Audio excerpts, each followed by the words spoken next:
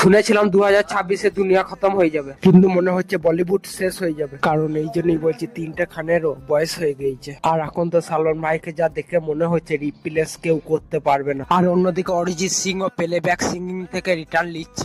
এরপর থেকে কোনো মুভিতেই অরিজিৎ সিং এর আর গান আসবে না। কিন্তু এরকম কিসের জন্য করলো? কোটি কোটি ফ্যান আছে ইন্ডিয়াতে, তার উপরে আবার টপ সিঙ্গার, তার টক্করে কেউ নেই। এখন ওই মুভিগুলা কি হবে যেগুলো অরিজিতের গানের লেগে ফেমাস ছিল? এরপর ওই লোকগুলা কি হবে যারা অরিজিতের গান শুনে কেঁদে ফেলতো? এরপর তো ভগবানই জানে।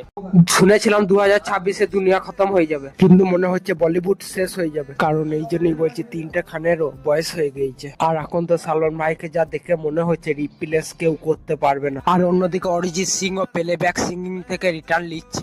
এরপর থেকে কোনো মুভিতেই অরিজিৎ সিং এর আর গান আসবে না। কিন্তু এরকম কিসের জন্য করলো? কোটি কোটি ফ্যান আছে ইন্ডিয়াতে, তার উপরে আবার টপ সিঙ্গার, তার টক্করে কেউ নেই। এখন ওই মুভিগুলা কি হবে যেগুলো অরিজিতের গানের লেগে ফেমাস ছিল? এরপর ওই লোকগুলা কি হবে যারা অরিজিতের গান শুনে কেঁদে ফেলতো? এরপর তো ভগবানই জানে।